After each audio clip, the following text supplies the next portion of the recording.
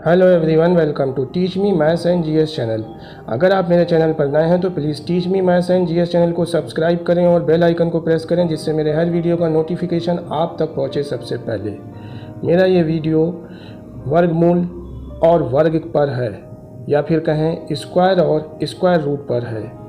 ये video Navodaya Vidyalaya class 9th प्रवेश परीक्षा के लिए इम्पॉर्टेंट है। इसके अलावा अन्य कॉम्पिटिटिव एग्ज़ाम्स के लिए भी बहुत महत्वपूर्ण है और कक्षा 8 के लिए भी महत्वपूर्ण है। एनसीईआरटी या यूपी बोर्ड या सीबीएसई, आईसीएसई किसी भी बोर्ड में ये चैप्टर होता है और उन सब के लिए ये चैप्टर इम्पॉर्टेंट है। इसलिए हम इस वीडियो में आपको स्क्वायर और स्क्वायर रूट की बेसिक को समझाएंगे। इस चैप्टर को हमने कई पार्ट में डिवाइड किया है। आज के पार्ट में हम आपको स्क्वायर के बारे में बताने जा रहे हैं या वर्ग के बारे में बताने जा रहे हैं और इसकी कुछ कंडीशंस के बारे में बताने जा रहे हैं, और नेक्स्ट वीडियो में इसके आगे का पार्ट आपको समझाएंगे। वीडियो बहुत लंबा ना हो इसलिए इसको अलग अलग पार्ट में डिवाइड कर दिया गया है। तो पहले आइए समझ लेते हैं कि वर्ग क्या होता है, वर्ग क्या होता है या स्क्वायर क्या होता है। तो स्क्वायर की डेफिनेशन है कि किसी संख्या को जब उसी संख्या से गुणा करते हैं या मल्टीप्लाई करते हैं तो प्राप्त संख्या, जो हमको संख्या मिलती है, जो हमको नंबर मिलता है, वो उस संख्या का वर्ग होता है या उस संख्या का स्क्वायर होता है। कैसे? मान लीजिए कोई एक नंबर x है और इसको x से ही मल्टीप्लाई कर दिया जाए तो हमारे पास जो नंबर आता है वो आता है x का स्क्वायर, यानी उसी संख्या का स्क्वायर। एक और एग्जाम्पल लेते हैं। मान लीजिए y को y से मल्टीप्लाई कर दिया जाए तो हमारे पास नंबर आता है y स्क्वायर। अब कोई नंबर लेके इसको समझने की कोशिश करते हैं। मान लीजिए 3 को 3 से मल्टीप्लाई कर दिया जाए तो हमारे पास नंबर आता है 3 स्क्वायर, या फिर हम इसको कह सकते हैं 9, यानी ये किसका स्क्वायर है? 3, 9 का 9 3 का स्क्वायर है। और देखिए एक एग्जाम्पल और लेते हैं। मान लीजिए 5 है और 5 को अगर आप मल्टीप्लाई कर दें तो 25 आता है। ओके, 25 आता है और 25 किसका स्क्वायर होता है? 25 5 का स्क्वायर होता है। यानी जिस नंबर को आप मल्टीप्लाई कर रहे हैं उसी नंबर में तो आंसर उसी नंबर का स्क्वायर आ जाता है। ये स्क्वायर की डेफिनेशन है। नेक्स्ट इसमें देखते हैं कि परफेक्ट स्क्वायर क्या होता है। परफेक्ट स्क्वायर या पूर्ण वर्ग कहते हैं इसे।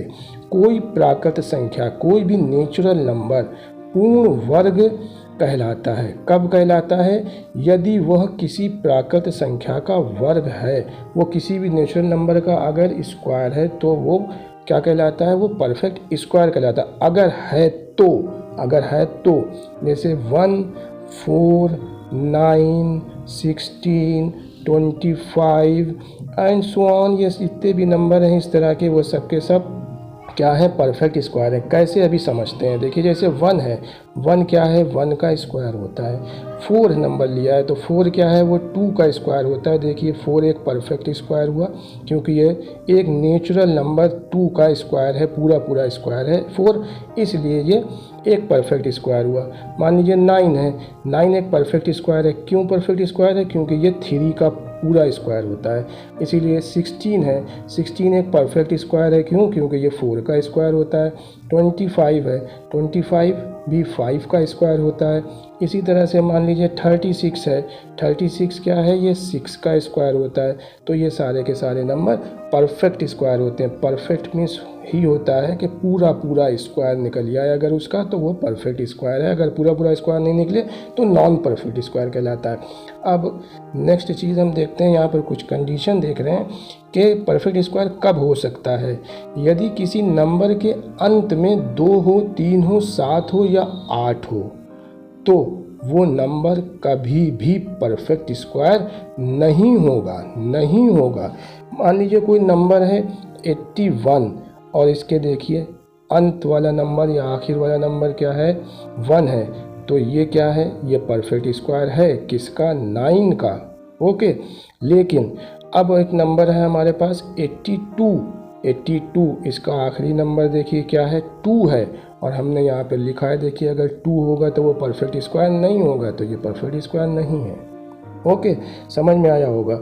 अब मान लीजिए कोई एक नंबर है 168 और इसका आखिरी नंबर क्या है, अंत वाला नंबर क्या है, 8 है, इसलिए ये परफेक्ट स्क्वायर नहीं है।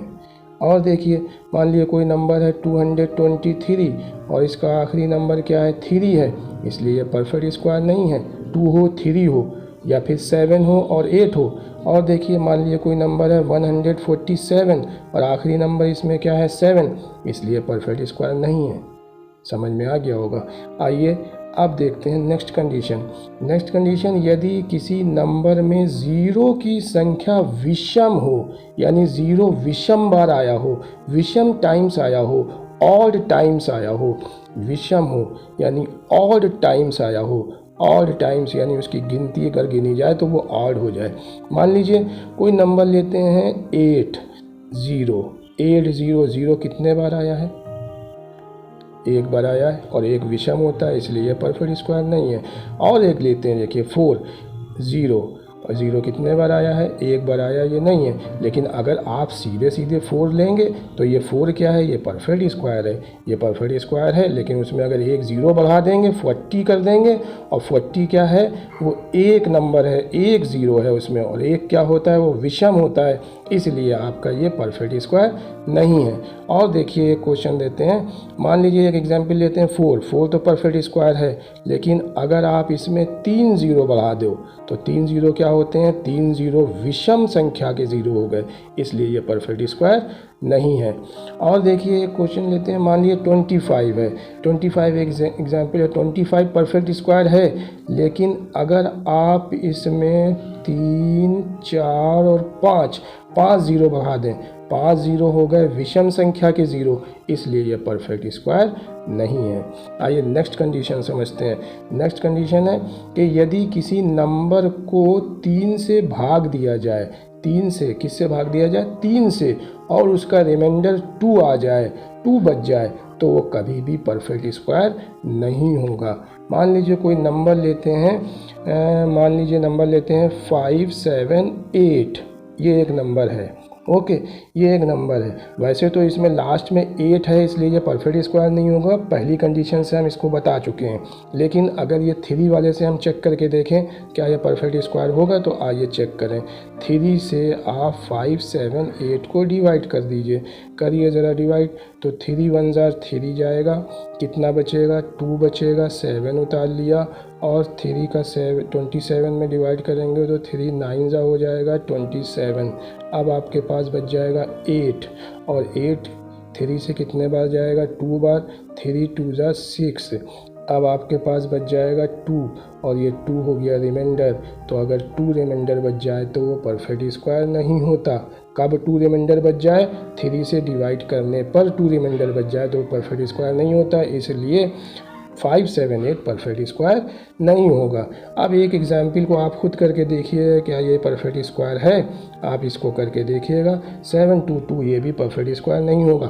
वैसे तो कंडीशन 1 से भी परफेक्ट स्क्वायर नहीं होगा। कंडीशन 1 कहती है कि अगर आखिरी में 2 हो, 3 हो, 7 हो, 8 हो तो वो परफेक्ट स्क्वायर नहीं होता। तो लास्ट में आपका इसमें 2 है, इसलिए परफेक्ट स्क्वायर नहीं है, लेकिन इसको 3 से आप चेक करके देखेंगे। आइए नेक्स्ट देखते हैं। नेक्स्ट कंडीशन है, यदि किसी नंबर को 4 से भाग दिया जाए, किससे भाग दिया जाए, 4 से, और उसका शेष 2 या 3 बच जाए, 2 बच जाए या 3, दोनों में से कोई एक बच जाए, तो वो भी कभी भी परफेक्ट स्क्वायर नहीं होता। आइए चेक करते हैं कोई एग्जाम्पल लेकर। मान लीजिए हमारे पास एक एग्जाम्पल है 798। इस 798 को 4 से अगर डिवाइड करें तो देखें क्या ये परफेक्ट स्क्वायर होगा। 4 से डिवाइड कीजिए, 4 1 4, कितना बचा आपके पास, 3, 9 उतार लिया। अब कितने बार जाएगा, 9 टाइम्स, 4 9 36। अब आपके पास बचा 3, 8 उतार लिया ऊपर से। अब कितने बार जाएगा ये फिर से आपका 9 टाइम्स चला जाएगा, 4 9 36, और कितना बचा, 2 बचा, तो ये 2 रिमाइंडर हो गया। 2 रिमाइंडर हो गया। क्या कहा जा रहा है कि 4 से डिवाइड किया जाए और 2 रिमाइंडर हो जाए या 3 रिमाइंडर हो जाए। तो इस क्वेश्चन में इस नंबर पे क्या हो गया है, इस नंबर पर 798 में 2 रिमाइंडर आ गया, 2 रिमाइंडर आ गया, इसलिए यह परफेक्ट स्क्वायर नहीं है। मेरे ख्याल से आपको ये 4 कंडीशन समझ में आ गई होंगी। अब हम नेक्स्ट पार्ट में आपको और कंडीशंस इसकी समझाएंगे कि परफेक्ट स्क्वायर होगा, कब होगा और कब नहीं होगा।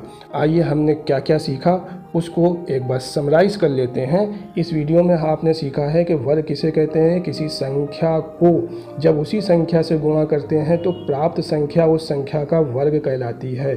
दूसरी चीज़ आपने सीखी है कि पूर्ण वर्ग किसे कहते हैं, तो पूर्ण वर्ग नेचुरल नंबर या प्राकृत संख्या होती है यदि वह किसी प्राकृत संख्या का वर्ग है। यदि वो किसी नेचुरल नंबर का वर्ग है तो वो हमेशा पूर्ण वर्ग होगी।